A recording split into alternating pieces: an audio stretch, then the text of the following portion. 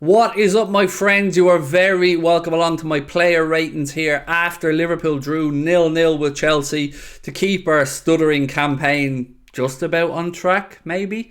I'm going to take you through the players one by one, give you my thoughts on them and their scores. Of course, I want to know your thoughts as well in the comment section. You know the drill by now. Let me know who you think was man of the match, who you think deserved what score. And again, I want to give a shout out to our sponsors, Circl, the football sweepstakes game where the winners decided by events that happen live on the pitch and every single moment counts. If you want to join us for future circles, scan the QR code in the top right hand corner of your screen. If you're a UK resident, age 18 plus, you are eligible to play along with us, and it is a gambling product, so please always gamble responsibly. Right, let's get through and let's start talking about Alisson. Thought he was alright today, to be fair. Didn't really have anything to do with the early Chelsea corner that led to a goal. He made a brilliant save in the first part of it, but thankfully it was ruled out, and after that he just dealt with that, and that was handed his way. He didn't really have too much to do, to be fair. So I guess a 6 for Alisson Becker. He wasn't that busy today. James Milner. Tough one this for Jimmy, because I thought he was doing quite well until Mudryk came on, but he's gone that lad's going to give many defenders a headache, to be fair. And I will give Jimmy a bonus point for that crunching tackle, this welcome to the Premier League challenge that he gave Mudryk, which seen Milner go into the booking. But I thought he led by example out there. And the one critique I guess I do have was there were too many times where he was in his wide right position and he just cut in onto his left hand foot to put the cross in. His left hand foot doesn't really sound well, does it? Left hand side to put the cross in with his left foot. I'd rather him try an outswing with his right foot, but look, other than that, I'm nitpicking. I thought it was okay from Jimmy Milner, so give him a 6. Moving on, Gomez. Look, he wasn't terrible today. I'm not going to go too bad on Joe, but I always feel nervous when Joe plays, and there were a couple of occasions today where, again, I think he was not looking around him, not aware of his surroundings. One ball was played to him that he was just waiting for it to come to him, and then Chelsea player, I think it was Havertz, nicked in ahead of him. Now look, he was left a little bit short, I guess, from Elliott, but you know, he didn't come to the ball, he was waiting for the ball to come to him, and that's a no-no. So other than that, he was alright, but look, I just don't feel comfortable with Joe Gomez, so I'm going to give him a 5. Ibu, again, probably our best defender. For me, he makes me feel calm.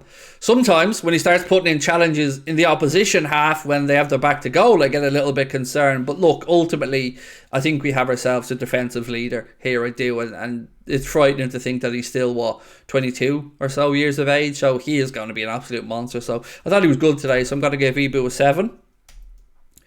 Andy Robertson.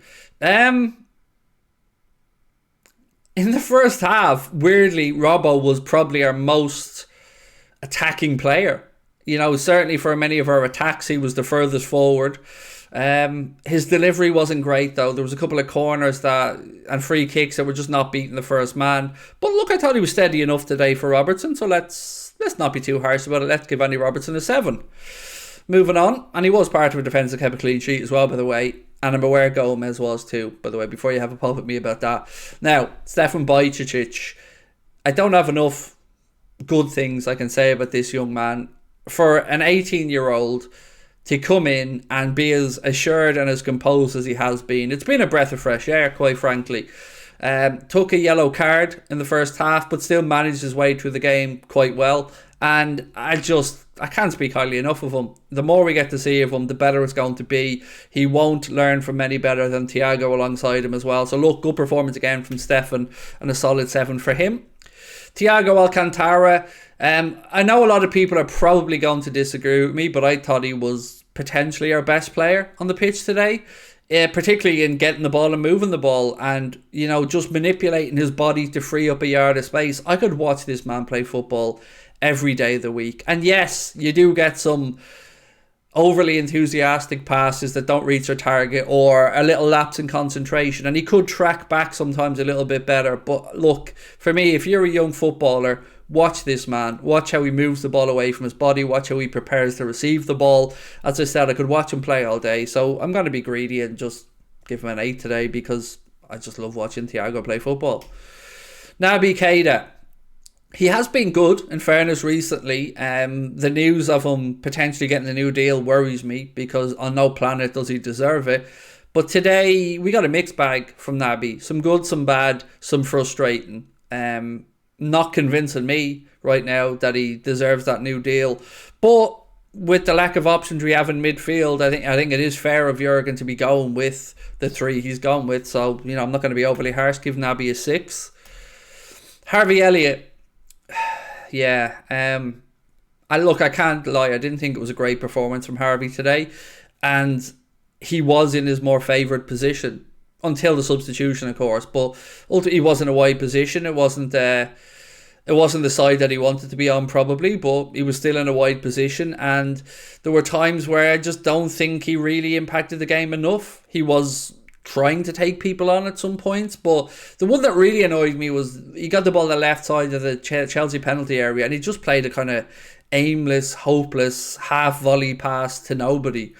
It's going to be tough for him to really nail down a position in this Liverpool team because the way we're playing with a 4-3-3, none of them really suit his attributes. You need him to be operating between the lines, to be looking to find space, or to be cutting in from the right side onto his left foot. And of course, he's not going to get to do that with Salah in the team because that's his position. So yeah, it's a difficult one, and I understand that a lot of people are getting frustrated with the kid, but I don't think the system suits him. So I don't think we're really getting to see the best of him. So look, I'm going to give him a 6 and move on. Mohamed Salah. Frustration again. Frustration with the manager from not putting him through the centre when I think today was a great opportunity to do it. Frustration with us for not being able to get Mo involved in the game as he should. And you can clearly see some frustration from him as well because he was having to come deeper and deeper in that first half with his back to goal, not where we want them. He did have one chance in the first half. He shifted it onto his left foot and skied it, which was a trend today. Our shooting again was abysmal. So Mo needs to do better. We need to be better getting him involved. But again, I think it's fair to give him a 6. Gakpo. He just didn't look comfortable out there. And that's understandable. I want to reiterate, when I'm being critical here, I understand it wholeheartedly, and he shouldn't be expected to be brilliant now. I don't understand today, though, why Klopp didn't at least give him his favourite position, which is a wide position. The left side would have been perfect today to give him a run in, put Mo centred and put Elliott on the right, but he didn't. He put him to the centre, and he looked lost for me, and he just looks like he hasn't got confidence. Couple of half chances again, leaning back, skied them. But I'm not going to go in on the guy because I think he's been asked to do a really difficult thing right now, to come into a team that's not firing on all cylinders and expect to be the solution when he should be being eased in bit by bit. So look, I'm not going to go in on Gakpo. I'm going to give him, be fair, going to give him a 6 as well. And we move on to the substitutes. Darwin, thank Christ, Darwin Núñez is back fit, because you could see the difference as soon as he came on the pitch. He put himself about, he was running in behind, he wasn't giving Chelsea players a second to settle on the ball. I can't speak highly enough about how much I love Darwin Núñez, but my God, I love Darwin Núñez. Got a strike on target as well, and the goals will come. They're going to come for him, and we will be better for having him back in the team. So from his cameo off the bench, I've seen enough to give him an 8, because I think already in that little 25-minute spell or whatever it was, I think he was better than the rest of the forward line for the rest of the game. Trent, difficult one to gauge this. Of course, he's been carrying a knock apparently, so he came on, he got involved in the game, found a bit of space drifting in from that right-hand side of the defence into midfield, but ultimately we just couldn't find a way to break through. So I'm not going to go too hard on Trent, give him a 6, because it was just a bit of a... It was an option for Klopp, but he didn't really do much to change the game. It was just one of those meh games that you kind of get at half 12 every now and again. Fabinho, I'm worried. I just don't see it anymore. I don't see the Fabinho that we once seen, and I don't... Look, I'm happy that Klopp is also not starting Fabinho and going with Bajcetic. I think that is the right call. But are we getting to the point where we consider his future? Because I'm kind of getting there. Yeah, look, I can't lie. I am getting there. If we could bring in another midfielder or two and somebody came in with an offer from, and I think the club should at least listen to it. So 5 for me when he came on. Curtis Jones, shite, horrendous, devoid of ideas, too much this, too much sulking, moaning about not getting a free kick, then making a foul and talking his way into the referee's book. That's not what we need when we bring somebody off the bench. We need somebody to come in with the heart to fight and the desire to change the game, not to look around feeling sorry for themselves. And that's all I get from Curtis Jones at the minute. He's just not good enough. 3, and honestly, I would sell him. And I don't care if people come at me over this because he's a local. He's not good enough. If he wasn't local, we'd all be gone in a long time ago to say he isn't good enough. Klopp needs to stop trusting him ahead of Carvalho because he delivers nothing, in my opinion. Henderson, finished. Sorry, I've been saying this for weeks. I don't see anymore what Henderson brings to the team other than talking. And he talks players through the game well, and he G's people up around him well. But he had a great opportunity on the right-hand side to put in a good early cross. Took too long and then dinked it. I don't know why he had to put air on the cross, which allowed Chelsea to get back, and the chance broke down.